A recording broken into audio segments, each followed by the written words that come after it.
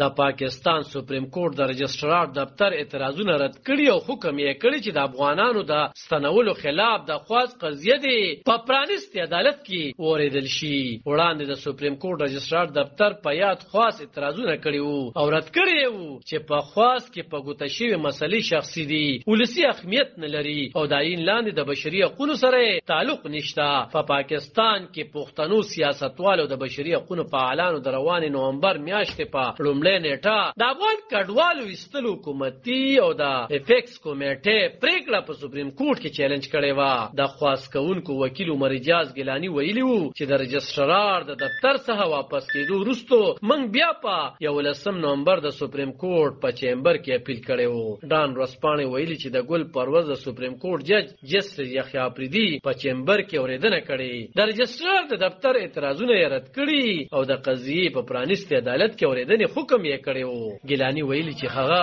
ګینه چې جسټس افریدي په دغه خاص اوریدنه د سپریم کورټ بنچ ته وړاندې کړي، خو دوی ته تر اوسه پورې په لیکلي بڼه فیصله نه ده ترلاسه شوې. د ملي جمهوریت غورځنګ مشر محسن داوړ د پاکستان پیپل ګوند فرحت الله بابر، د جماعت اسلامي سېنیټر مشتاق احمد، د بشري حقوقو فعالانو امنه مسعود جنجوا، قانون پوها جبران ناصر، ایمان مزار او نور سپریم کورټ ته خواست کړي او د غیر ملکیانو د ایستلو پریکړه د عین د آرټیکل 143 درې ماده لاندې چیلنج کړي و. په خواست کې عدالت ته ویل شوی چې مرکزی حکومت ته لارښوونه وکړي د شریعت د قانون د 1950 سیکشن 3 تر مخه دی په پاکستان کې زیږیدل کسان چې د شهریت یا تابعیت د داوی حق لري په زوره ونه وستل شي او نه دی وزورول شي. په خواست کې دا تور هم لګول شوی حکومت د زیږیدل شهریت حق لرونکي او غیر قانوني مهاجرینو ترمنځ د فرق کولو په پالیسۍ کې هم پاتې راغلی دی. پاکستان د اکتوبر د 11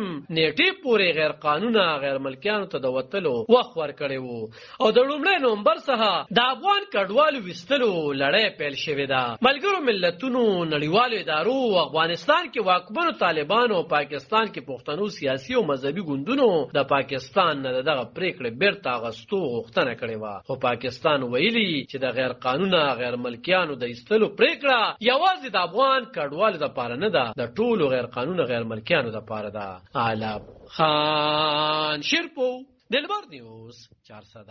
د پاکستان